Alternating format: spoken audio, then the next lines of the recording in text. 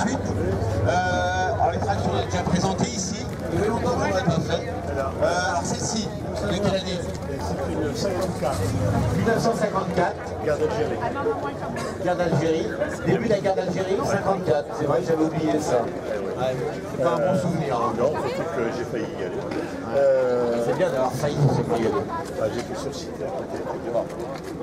Alors, il y a cette voiture d'origine de cette couleur-là. d'origine, alors c'était très intéressant que... Elle est sortie de chez Citroën dans cette teinte crème. Parce qu'à l'époque, chez Citroën, ils disaient vous avez le choix des couleurs à partir du moment où vous choisissez noir. Voilà. C'était ça, Elle est quand même noire. Mais à cette époque-là, ils ont fait deux séries d'unités. Une noire et rouge de l'âge. Rouge de l'âge, c'est pas Bordeaux de l'âge, c'est rouge. Rouge de l'âge. Et donc, ils ont fait une série limitée à l'époque en 54. Ils en ont fait une autre en ivoire. En ivoire. Ok. Noir et Ah d'accord. Je pensais moi que toutes les voitures qu'on paye bidon, c'est des peintures qui avaient été refaites après au goût des propriétaires. Donc ça a vraiment existé à l'époque. Avant-guerre, ils faisaient des carrosseries en couleur avec les ailes noires. Oui, avant-guerre, ça se faisait beaucoup. Hein. Souvent, les ailes qui étaient séparées, comme celle-ci, on les faisait noires et avec une carrosserie Bordeaux bleu. Celle-ci est un modèle Les dernières tractions, on arrive. récent et ancien en même temps, parce qu'elle a encore le moteur performance. Elle n'a pas Perfo, comment dire, le perfo. Elle n'a pas le moteur 11D qui a été monté sur la DS après. Il faut dire qu'on a pas dit, mais on a affaire à une 11.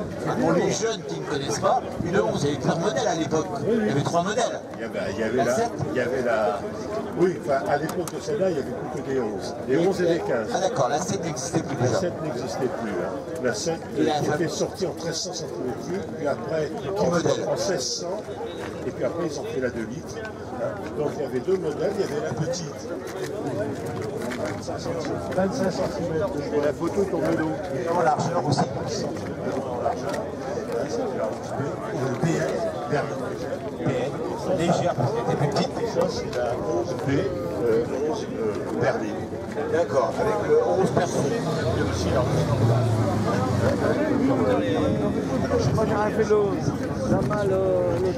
les ceintures de sécurité. Tu as mis des ceintures de sécurité sur une traction. Ouais, Alors, voyons. parce que j'ai de nombreux petits-enfants, dont 2 ont déjà le permis, et je préfère qu'ils aient une ceinture de sécurité. Après, les ceintures, tu sais, c'est bon, c'est pas irréversible, ça peut se démonter. On peut comprendre que quand des enfants, la sécurité, ça c'est le petit garagiste de Liffrey qui nous a monté. Le petit garagiste de Liffrey. Oui. Ah, mais je le connais bien, oui. Tu connais Eric Godefroy aussi? Oui. Un grand spécialiste des Citroën. Oui, il vient régulièrement ici. Bah lui, il a une c'est une 7 qu'il a. Voilà. Donc si vous voulez d'ailleurs un garage sympa, des voitures anciennes, vous allez à Liffrey. J'ai plus le nom du garage. Il y a Treil également. Je sais pas s'il est là aujourd'hui. Garage Treil à Cesson. On vous les recommande ces deux garages. Ils travaillent sur les anciennes. Oui, ils sont bien. On peut ouvrir. Cette voiture elle a été refaite quand même. Ah, moi je l'ai acheté il y a 3 ans dans cet état-là. Hein. D'accord, ok. L'intérieur. Ah, nickel. Le volant, ça t'est repeint, ça.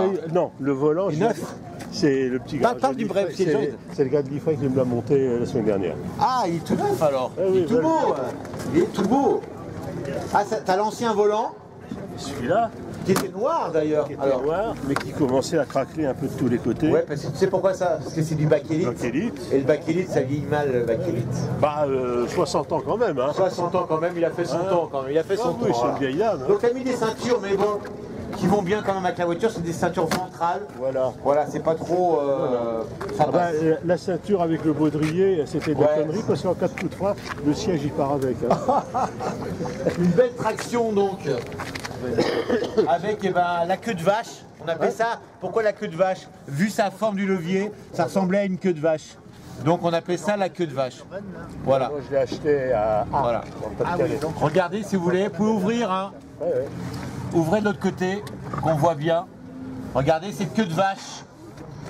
Voilà. Et alors, 3 vitesses bien sûr, toutes les tractions ont 3 vitesses. Hein. Oui, enfin il n'y en a qu'une. Hein. Il n'y en a qu'une? Oui, c'est la troisième. Hein. Ah, la troisième, elle fait tout.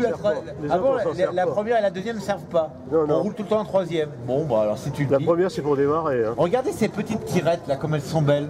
Regardez, ovalisées, c'est beau quand même. Par contre, les freins, c'est pas des freins, c'est des ralentisseurs. Ouais, bah les freins, attendez, la traction, elle a été construite, elle a été présentée en 1934, la traction. Alors, même si c'est 54, la conception est ancienne et les freins, bah, ça reste des Il y a une freins. particularité aussi sur la voiture, c'est que les vitesses sont à l'envers.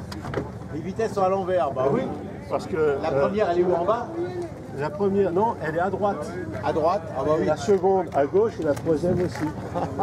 Parce que c'était fait, le moteur sur une propulsion, le moteur est devant, la boîte de vitesse suit, l'arbre de transmission. Ouais. Là, comme ils l'ont passé en traction avant, Ils ont inversé. Ils ont mis à l'envers, donc tout ce qui est à droite passe à gauche.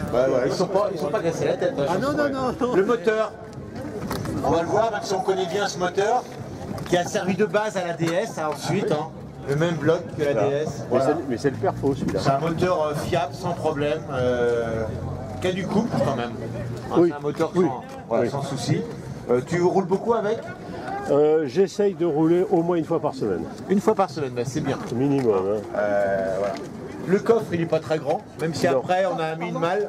Attends, il veut prendre quelques photos. Voilà.